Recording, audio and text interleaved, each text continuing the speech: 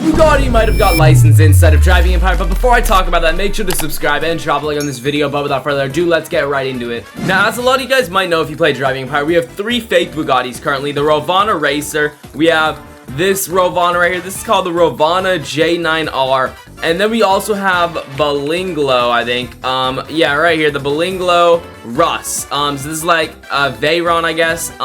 But the point is, we only have 3 fake Bugattis. Nothing real in game at all. Bugatti isn't licensed at all, which sucks. But today it might actually have gotten licensed. So let me go ahead and show you what we found. So I'm gonna be honest, I did see this in an ABC glitched video, but I'm gonna go more in depth than he did. I got a bit more to talk about later on. I'm just gonna go over the detail quickly that he noted if you didn't already know. So basically what he found was right here on this newspaper, it says something about 1825. Now that could mean nothing, right? You know, it could just be a date there, but the theory goes that 1825 is the horsepower that the new Bugatti Bolide makes, right? And the reason why I think it could be significant, I don't know if he talked about this at all, but when Driving Empire was adding Fords, the Ford Mustang GTD, they hit a number for its track time on the map. And my thought is, they're trying to hide numbers around right now, maybe, because like they hid the lap time for this, so maybe they hid the horsepower number of a Bugatti right here to see if anyone noticed, and I guess people did really fast. So that's basically the theory of why people think we could get Bugatti, but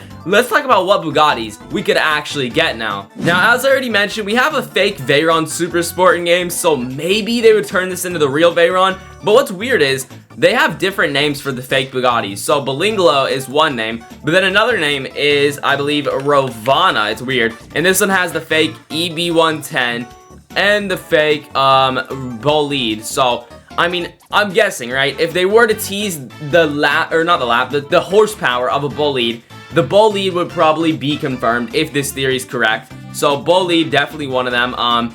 And now what would the others be that they would add? I mean, I feel like it's kind of obvious, but there's a lot of models that it could be, so let's just start looking it up on Google and we'll start going over what they could be. Okay, so when we search Bugatti, there's a lot of models, so let's just start going over them. The Bolide right here. Okay, we already went over the Bolide. We already know that if Bugatti were to come, this would definitely be one of the cars because of the way that it was teased, supposedly, if it even was. Well, like I said, it's all a conspiracy right now, but then we have tons of versions of the Chiron. I mean, we have the Golden Era Special version, the final version, the Profili. We have the Devo, which was like based off the Chiron. We have the Chiron Per Sport. This might just be the normal Chiron Sport.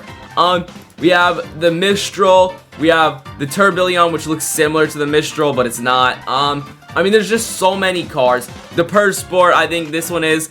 Wait, no, this is the Super Sport right here. I don't know, is that a Per Sport? I can't tell. I don't think it has the spoiler. It might though, it's hard to see. Tourbillon again. Bolide again. You get the drill. Ooh, Division GT, honestly. This one would be really cool to see in Driving Empire, I can't lie. What others? There's the Veyrons. How can we forget the Veyrons? Oh my goodness.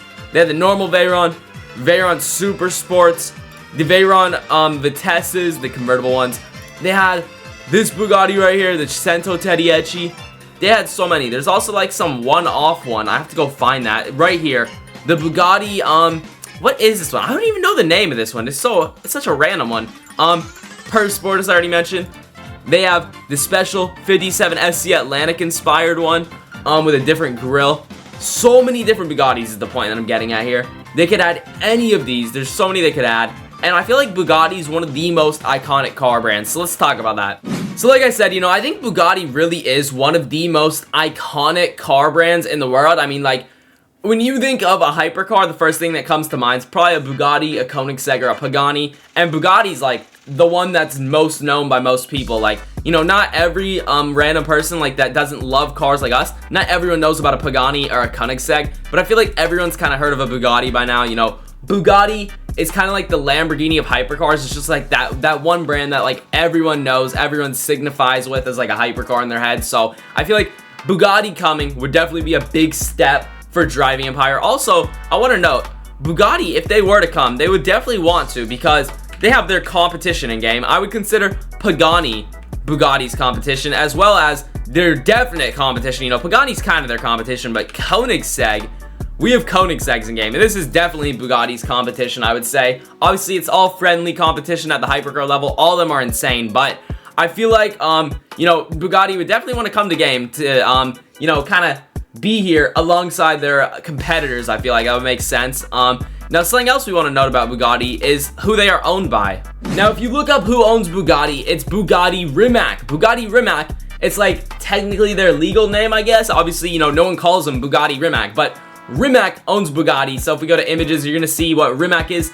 This is basically the group. Rimac, Bugatti, and Porsche, they kind of have like a little alliance. They kind of like are, I think Bugatti and Rimac are owned by the same people. Rimac, but I don't think Porsche's in that group. Porsche's just like a partner with it. But Bugatti, I believe, is owned by Rimac.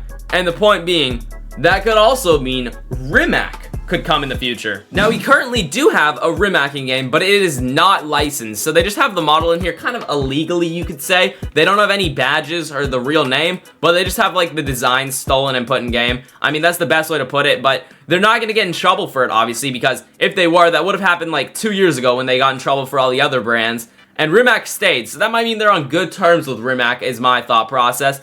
I mean, we've seen every other brand that stayed like this illegally in game ended up getting turned into a licensed model. Porsche, Ford, that literally just happened this week. So, you know, I mean, it could mean that Rimac's coming and Rimac partner with Bugatti. You know, you see what I'm saying? Obviously, I feel like they would have Bugatti first, though, because it's more significant, more important.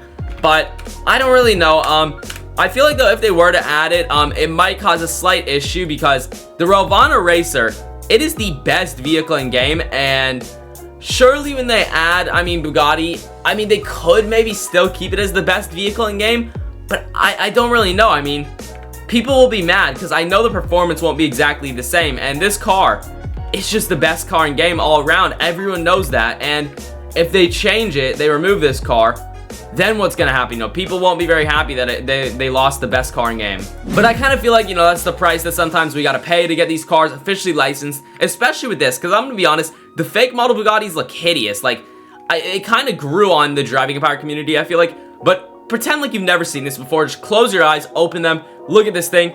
It's got too much going on. It does not look really anything like a Bolide. I mean, you get the gist of it when they tell you, but it honestly looks horrible. So a Bolide replacing that model would definitely be better. The EB110 model as well. I mean, this thing just looks horrendous. Look at the front end.